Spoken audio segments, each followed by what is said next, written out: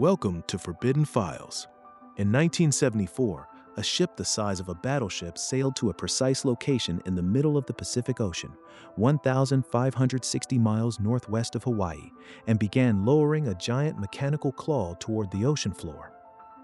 3 miles down, in total darkness, toward a target that the ship officially knew nothing about, because officially the ship was not a CIA operation. It was a mining vessel, owned by one of the most famous eccentrics in American history, and the Soviets, who were watching, had no idea what was happening right in front of them. This is the story of Project Azorian, the most audacious covert operation the CIA ever attempted.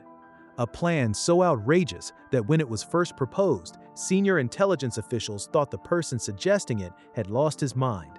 A plan that involved building a custom ship at a cost of $800 million in 1974 money, disguising it as a deep-sea mining operation and using it to steal a Soviet nuclear submarine from the bottom of the ocean. It began in March 1968. A Soviet Gulf II-class submarine, designated K-129, was on patrol in the North Pacific.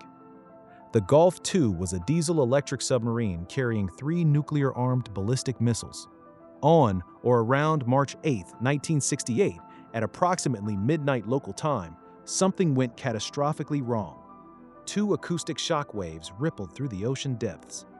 The entire event took 9 minutes and 1 second. K-129 sank to the ocean floor, 16,500 feet down. All 98 men aboard died.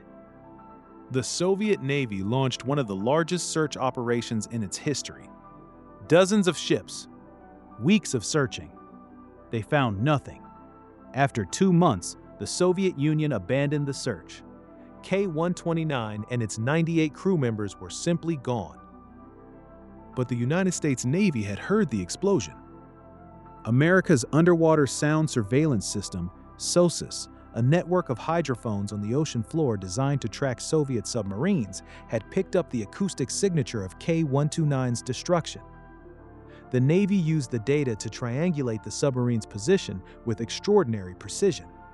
And on August 20, 1968, 4 months after the sinking, a U.S. Navy submersible located the wreck on the ocean floor. The Americans photographed it, 20,000 photographs. And then they realized what they were looking at. K-129 was lying on the Pacific floor, largely intact. And it contained things the CIA desperately wanted: nuclear warheads, which could reveal Soviet weapons design secrets; cryptographic equipment, code books and cipher machines that could unlock years of intercepted Soviet communications; torpedo systems, sonar equipment, propulsion technology; an intelligence treasure chest, lying 3 miles down in international waters, with the Soviets having no idea where it was. In April 1969, after 8 months of internal debate, the White House gave the CIA the lead on efforts to recover K-129. The question was not whether to try. The question was how. No one had ever attempted a salvage operation anywhere near this depth. The deepest ocean salvage previously accomplished had been from 245 feet. K-129 was at 16,500 feet, 67 times deeper than anything ever attempted. The engineers settled on an idea that sounds like science fiction. Build a ship with a hollow bottom, a moon pool, through which a giant mechanical claw could be lowered on a 3-mile string of pipe. The claw would grasp the submarine. The pipe would winch it up. The submarine would be hidden inside the ship's hull, invisible to any Soviet vessel that happened to sail past. The CIA's own internal assessment gave the plan a 10% chance of success. They decided that was good enough. But first, they needed a cover story. A ship the size of a small aircraft carrier, bristling with unusual equipment, sailing to a precise location in the middle of the Pacific for weeks at a time, that would attract attention. The CIA needed an explanation that the world would believe. And they found the perfect one. Howard Hughes, the billionaire industrialist who had already become famous for bizarre behavior, living in darkened hotel rooms, refusing to cut his nails, communicating only through intermediaries. Hughes was also known for pursuing outlandish business ventures that nobody else would consider. The CIA approached Hughes through intermediaries and proposed a deal. "Lend us your name. We will build a ship. We will say it is yours.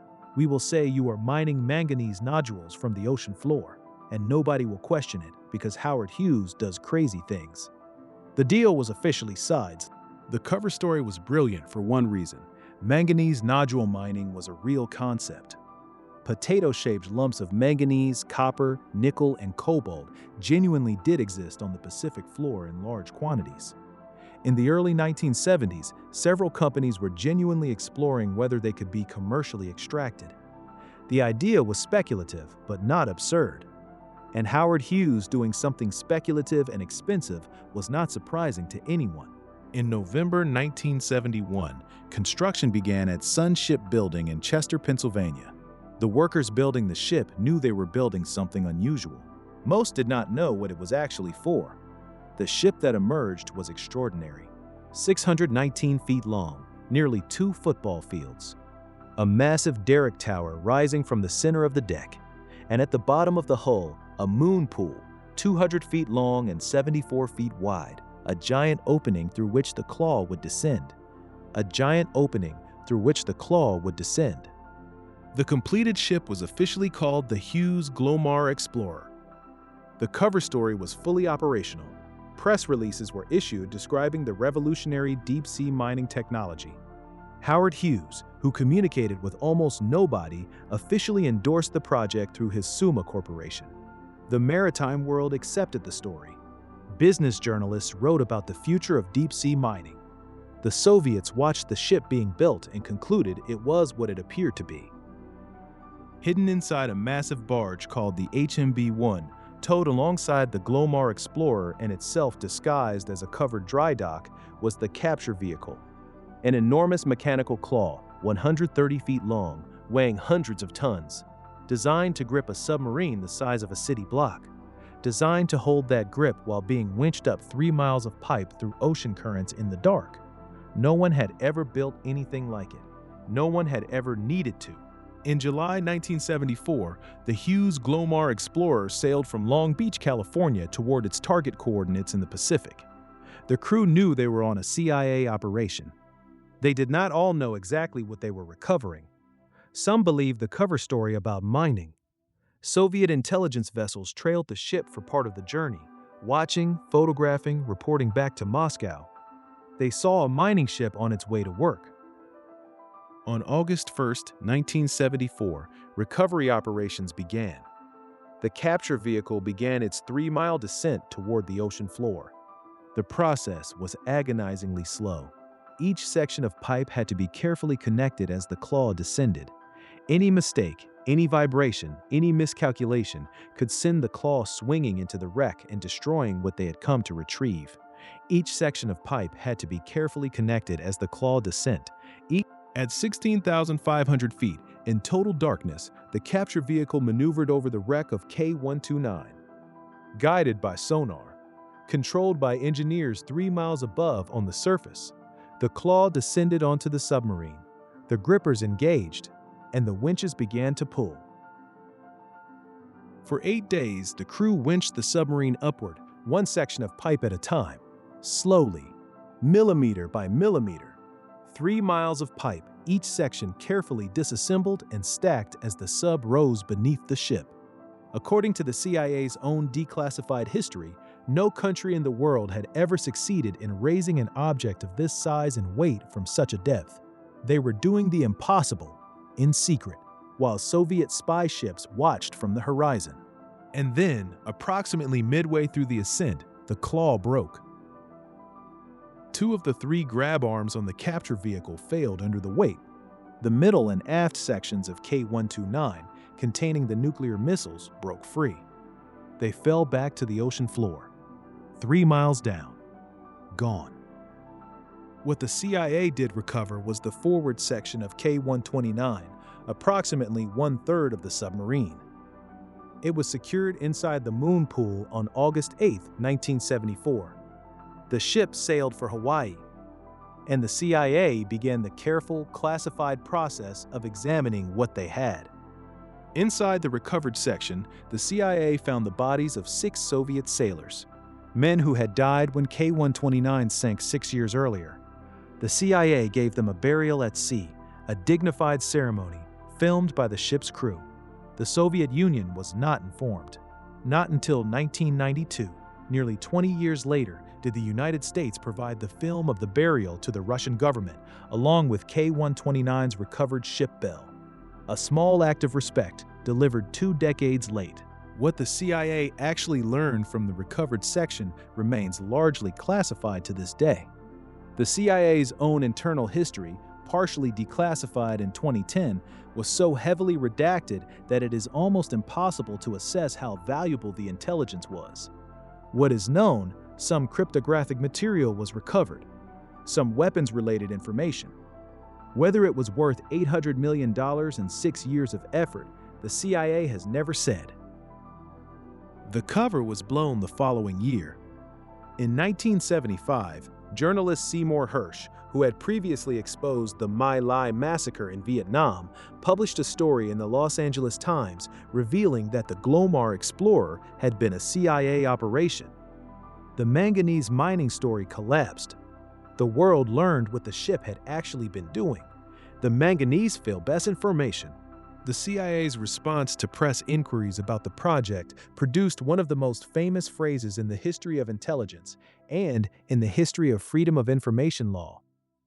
When journalists filed freedom of information requests asking the CIA to confirm or deny the Glomar Explorer's role in Project Azorian, the CIA declined to answer.